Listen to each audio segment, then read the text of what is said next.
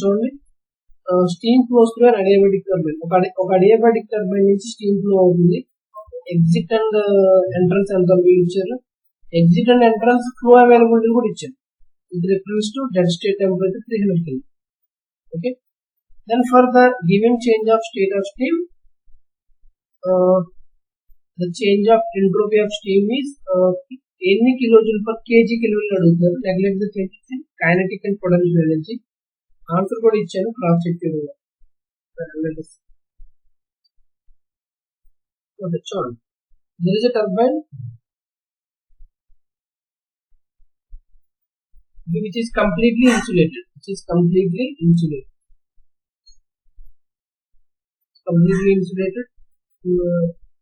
We have some shaft.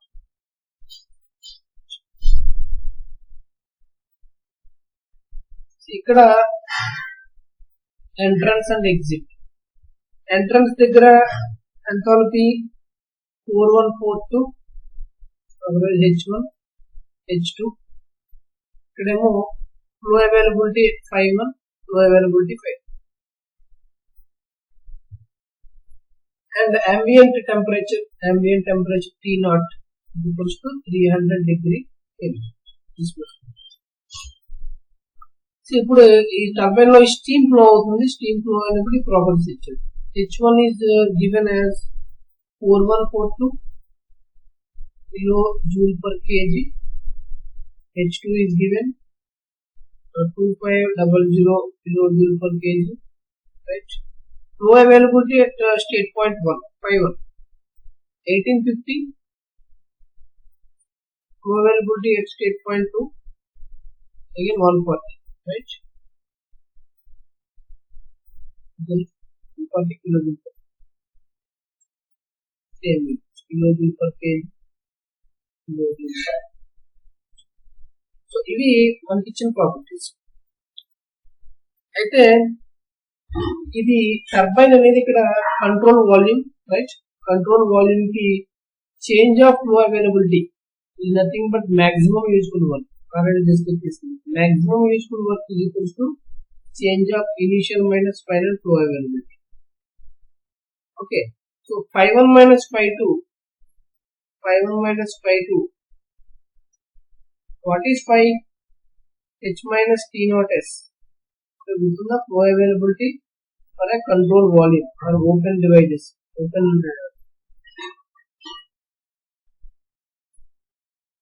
5 equals to H minus T naught S. Open systems ki ఇది flow availability. So simple మనల్ని అడుగుతుందేమో entropy change అడుగుతున్నాం. అంటే ఏం find out చేయాలి మనం? What to be S2 minus S1 మనం find out చేయాలి. పెట్టుకోండి, S2 minus S1 మనం ఫైండ్ అవుట్ చేయాలి. ఇప్పుడు ఈ 5.1 minus 5.2 రాస్తే ఏమొస్తుంది మనకి?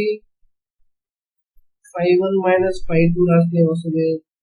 H1 minus H2, right, minus T0 into S1 minus S2 అనేది వస్తుంది. దీన్ని ఆపరేట్ చేస్తాం. 5.1 minus 5.2 ఎంత? 1850 minus 140. H1 minus H2 ఎంత? 4142 minus 2500 minus T0 300 Kelvin S1 minus S2. So ఈ క్యాలిక్యులేషన్ చేస్తే మీకు S1 minus S2 వస్తుంది. ఓకే, దాని సైన్ చేంజ్ చేస్తే S2 minus S1 వస్తుంది. S1 minus S2 అర్థమవుతుందా? ఈ రిలేషన్ నుంచి మనకి S1 minus S2 అనేది వస్తుంది. దాన్ని సైన్ చేంజ్ చేస్తే S2 minus S1 వస్తుంది. సో ఎందుకు ఈ ప్రాబ్లం ఇచ్చాడంటే సైన్ కన్వెన్షన్ దగ్గర తప్పులు చేస్తారు కదా. S1 minus S2 నే ఫైనల్ ఆన్సర్ చేస్తారు చాలా మంది. ఓకే, S2 minus S1 మనకు కావాలి. సో S1 minus S2 ఎంత వస్తుందంటే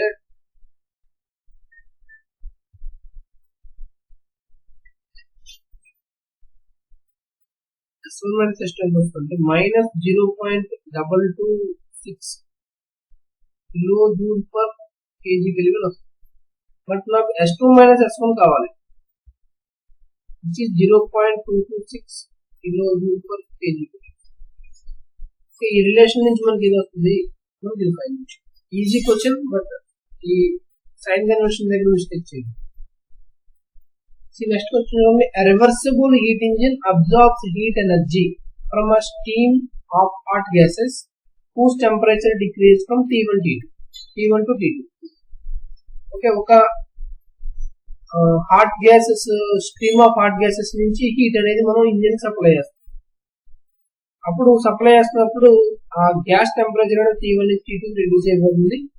the heat engine rejects heat to a constant temperature sink at T0. Rejection అనేది కాన్స్టెంట్ టెంపరేచర్ హీట్ రిజెక్షన్ జరుగుతున్నట్టుగా అజ్యూమ్ చేసుకోబడ్డాడు. And assuming that any reversible heat engine operating at these conditions, ఏదైనా ఒక reversible heat engine ని ఈ conditions మధ్య operate చేస్తే then show that the maximum efficiency is equals to 1 minus T0 by T1 minus T2 natural logarithm T1 by T2 అని prove చేయబడతారు. Okay, ఇప్పుడు ఈ క్వశ్చన్ ఎందుకు ప్రజెంట్ చేశానంటే ఇది 2 మార్క్స్ అడగచ్చు. గేట్ లో T1 T2 వాల్యూస్ ఇచ్చేసి అడగచ్చు. T1 ఎంత టెంపరేచర్, T2 ఎంత టెంపరేచర్, T0 టెంపరేచర్ ఇచ్చి అడగచ్చు. యాక్చువల్గా ఇది సివిల్ సర్వీసెస్ వచ్చింది. సివిల్ సర్వీసెస్ డిస్క్రిప్టివ్ క్వశ్చన్, ఇది 20 మార్క్స్ క్వశ్చన్ అక్కడ సివిల్ సర్వీసెస్. బట్ గేట్ లో మాక్సిమం 2 మార్క్స్ అడగచ్చు. ఓకే, వేరియేషన్ చూపించడం కోసం ఈ ప్రాబ్లం పోస్ట్ చేస్తాం. ఓకే, క్వశ్చన్ ఇంపార్టెంట్, కొంచెం మైండ్ పెడితే ఆల్రెడీ మనం డిస్కస్ చేసిన ప్రాబ్లం ఇది. ఎక్కడ డిస్కస్ చేసామంటే అవైలబుల్ ఎనర్జీలో డిస్కస్ చేసిన ప్రాబ్లం ఇది. ఇది సాల్వ్ చేస్తున్నప్పుడు చూడండి అక్కడ ప్రాబ్లం వస్తుంది. ఇక్కడ ఫర్ ఎగ్జాంపుల్ హాట్ గ్యాసెస్ అనేవి ఇలా ఫ్లో అవుతున్నాయి అనుకోండి. సమ్ టెంపరేచర్ T1 టెంపరేచర్ నుంచి T2 టెంపరేచర్ కి ఫ్లో అవుతున్నప్పుడు అంటే రెడ్యూస్ అవుతుంది temperature. Where T1 is greater than T2, అప్పుడు దీని నుంచి కొంత హీట్ అనేది మనం ప్రొడ్యూస్ చేయగలం. Some amount of heat. ఆ హీట్ ని Q1 అనుకోండి, అది ఇంజిన్ కి మనం సప్లై చేస్తాం. ఒక రివర్సిబుల్ ఇంజిన్ సప్లై చేస్తాం. Reversible engine heat engine. Okay, అప్పుడు కొంత హీట్ అనేది రిజెక్షన్ అవుతుంది. Q2 అనే హీట్ రిజెక్ట్ అవుతుంది అనుకోండి. That will go to sink temperature which is maintained at constant temperature. The sink constant temperature దగ్గర మెయింటైన్ అవుతుంది. ఇప్పుడు రివర్సిబుల్ ఇంజిన్ కాబట్టి నాకు మాక్సిమం వర్క్ వస్తుంది. ఓకేనా, రివర్సిబుల్ ఇంజిన్ కాబట్టి మాక్సిమం వర్క్ వస్తుంది. ఎఫిషియన్సీ ఎలా ఫైండ్ అవుట్ చేస్తాం మనం? ఎనీ ఇంజిన్ కి మాక్సిమం వర్క్, అదర్వైజ్ నెట్వర్క్. ఈ కేసులో ఇది maximum work by heat supplied, right? Network by heat supplied అంత Q1. సో సింపుల్, ఈ ఎక్స్ప్రెషన్ ఫైండ్ అవుట్ చేస్తే మనకు అది రావాలి. సో ఇక్కడ Q అనేది heat produced by hot gases. ఇవి హాట్ గ్యాసెస్ అనే ఫ్లో అవుతున్నాయి ఇక్కడ నుంచి ప్రొడ్యూస్ అవుతుంది. సో సింపుల్ గా మనం Q1 ఎలా రాయొచ్చు అంటే MC డెల్టా D కింద రాయొచ్చు. ఓకే, ఇంత అమౌంట్ ఆఫ్ హీట్ అనేది హీట్ ఇంజిన్ సప్లై చేస్తుంది. Mass of the hot gases, specific heat, temperature. ఇప్పుడు మనం Wmax ని ఎలా ఫైండ్ అవుట్ చేయాలి? ఈ కేసులో రివర్సిబుల్ ఇంజిన్ ఆపరేట్ అవుతున్నప్పుడు ఎలా ఫైండ్ అవుట్ చేయాలంటే ఆల్రెడీ చేసిందే. ఎంత వస్తుంది Wmax గుర్తుందా? MC T1 minus T2 minus T0 natural logarithm T1 by T2. Already find out చేసిందే. Anyway I will let you know how to find out again. ఇక్కడ Clausius ఇన్ఈక్వాలిటీని అప్లై చేయాలి మనం. What is Clausius inequality? Cyclic integral dq by t equals to 0. Zero ఎందుకు తీసుకుంటున్నాం? Reversible engine operate అవుతుంది కాబట్టి 0 తీసుకుంటున్నాం. మాక్సిమం వర్క్ రావాలంటే 0 తీసుకోవాలి. ఓకే, మాక్సిమం ఇది రివర్సిబుల్ ఇంజిన్ కాబట్టి, otherwise it must be less than or equals to 0. Cyclic integral dq by t apply చేసినప్పుడు మిస్టేక్స్ చూడండి ఏం చేస్తారు. ఇప్పుడు cyclic integral dq by t, ఇక్కడ అమౌంట్ ఆఫ్ హీట్ అనేది ఇక్కడ ఎడిషన్ జరుగుతుంది, ఇక్కడ రిజెక్ట్ అవుతుంది. Q2 అనేది రిజెక్ట్ అవుతుంది. Okay, and Q1 is greater than Q2. ఇక్కడ ఆల్జిబ్రాయిక్ ఎడిషన్ చేయాలి ఫస్ట్. ఓకే, ఆల్జిబ్రాయిక్ ఎడిషన్ చేసిన తర్వాత you will get the problem solution. First ఇక్కడ చూడండి,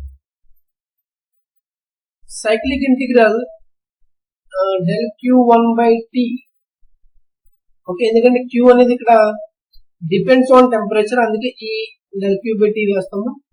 ప్లస్ సెకండ్ కేస్ లో చూడండి ఒకసారి, అంటే ఎడిషన్ చేయాలి. సెకండ్ కేస్ లో హీట్ అనేది ఒక కాన్స్టెంట్ రిజర్వాయర్ కలుగుతుంది టెంపరేచర్. అంటే అక్కడ సైక్లిక్ ఇంటిగ్రల్ కట్టక్కర్లేదు, సారీ ఇంటిగ్రేషన్ ఫైండ్ అవుట్ చేయట్లేదు, డైరెక్ట్ గా Q2 by T0 అని రాయొచ్చు.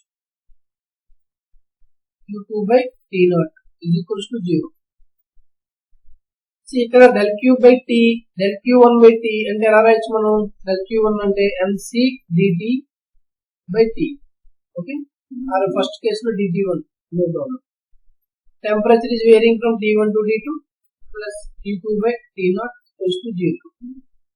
ఇంటిగ్రేషన్ ఫైండ్ అవుట్ చేస్తే ఎంత వస్తుందంటే MC natural logarithm final temperature T2 by T1 వస్తుంది, equals to Q2 by T0 equals to 0. So దీని నుంచి ఈ ఎక్స్ప్రెషన్ నుంచి Q2 రాయాలి మనం.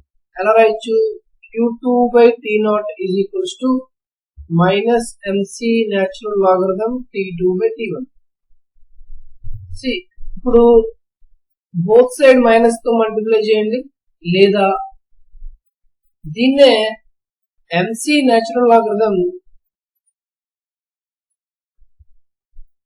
T1 by T2 కింద రాస్తే మైనస్ పోయింది న్యాచురల్ లాగరిథం రూల్స్ ప్రకారం, తెలుసు కదా.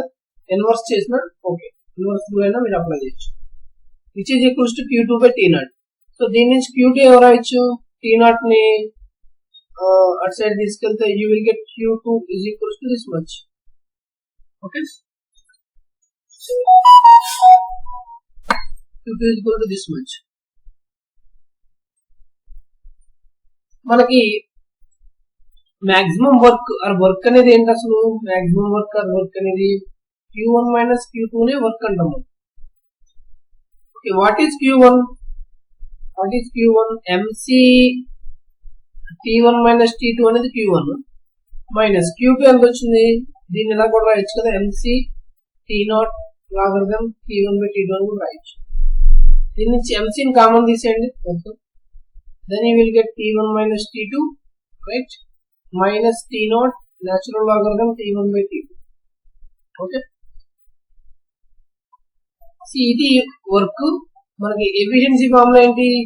ఇది మాక్సిమం వర్క్ బై Q1 అనేది తెలిసిందా మీకు? మాక్సిమం వర్క్ సబ్స్టిట్యూట్ చేయండి. Efficiency is equals to MC times T1 minus T2 minus T0 ln T1 by T2 divided by heat supplied. ఈ Q1 అంతా MC T1 minus T2 is the heat supplied. So MC cancel. Okay, ఇంకా మిగిలిన expression చూడండి ఒకసారి. T1 minus T2 by T0 ln T1 by T2 by T1 by T2. So numerator denominator ని మీరు mathematical గా individual గా రాస్తే T1 by T2 by T1 by T2 అంటే ఏమవుతుంది? Efficiency equals to T1 by T2 by T1 by T2 1 ఉంది, minus remaining expression రాయండి ఒకసారి.